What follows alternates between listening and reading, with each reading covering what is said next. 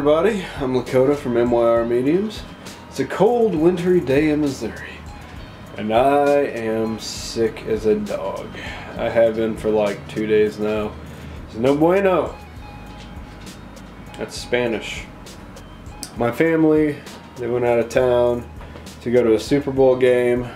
I stayed behind because I'm miserable. Didn't have a whole lot of drive to do much today, but I wanted to give you guys a sneak peek at this project I'm working on.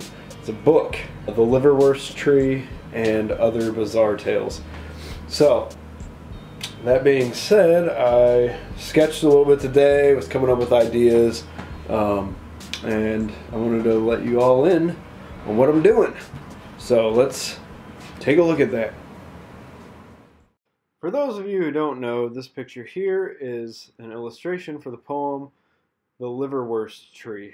It is a poem about a plant that is filled with processed meat, and it will occasionally purge its insides, and people will stand below it and catch it in their mouth like the disgusting animals that they are. So when I finished this illustration, I was trying to give it a story, and it just kind of came to me like, why don't I write a book? I've always wanted to write a book. And I was always a fan of Shel Silverstein and Dr. Seuss. Those books, Scary Stories to Tell in the Dark with the illustrations by Stephen Gamble. I loved those whenever I was younger. And I think I liked them. I still like them. I mean, it's something that an adult can read and kids can read, and they can both have fun with it. So, I wanted to do something like that, and I decided, it's time. I wanted to do something besides just make paintings to sell.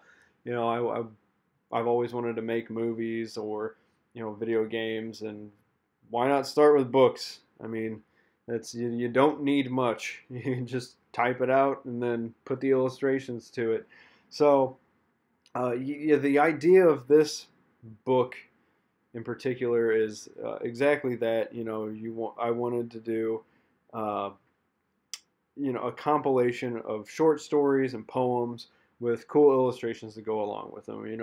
I wanted comedy, gross, dark humor, and a couple just straight up horror stories. And not a lot of horror stories, because I want something that you can share with your kids. Something that I can read to my kids and wouldn't be, too worried about. But yeah, there's going to be a couple darker stories in this. This one right here, though, is for a poem of Robert Malloy, The Disgusting Possum Boy. Possum Boy, if I could talk. The story is that he's a kid, looks like a possum, gets made fun of at school because he likes eating trash and hanging out at night. He ends up getting hit by a car on the road and dies like a possum. So, like I said, dark humor.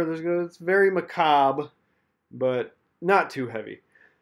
Now, to give you an idea of the actual horror stories, this this particular one is this illustration is for the story The Soaker, and it's about a creature that hangs out in basements around washers and dryers, laundry hampers and stuff like that. And whenever somebody goes down to do the laundry, he comes out of the shadows, and he's got this long knife coming out of one of his appendages, and he stabs his victims. And after they're done bleeding out on the floor, he goes up to it, and he goes up to the puddle and just lays in it and soaks everything up. And then he gets up and scuttles back into the darkness, all engorged and dripping, and it's gross.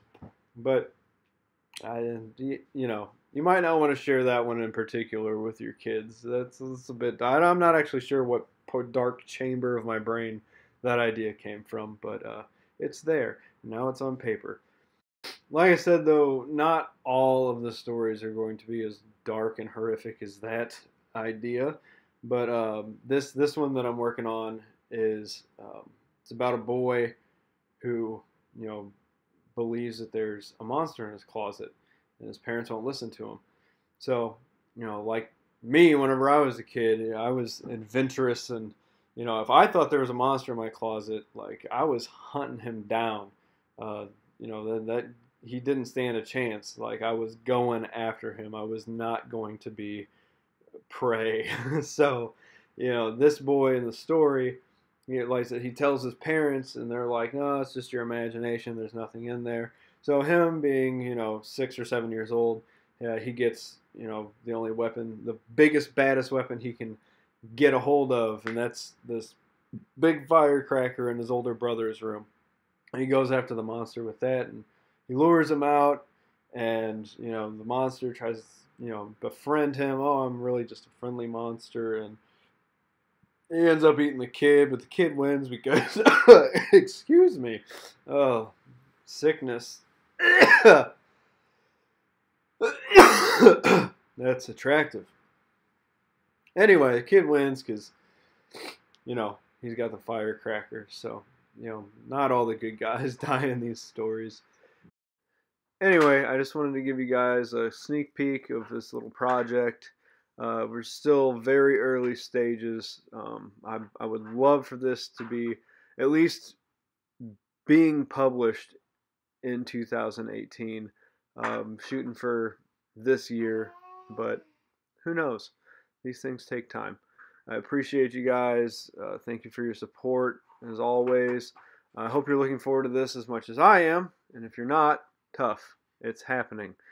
So, thanks for watching this, and yeah, I've got a lot more work to do. Okay, I think that's gonna pretty much do it for today. I'm gonna go, like, lay down or something, eat some soup, rub healing crystals all over my body.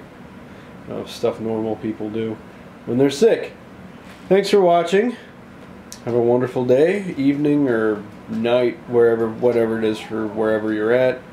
And I'll see you around.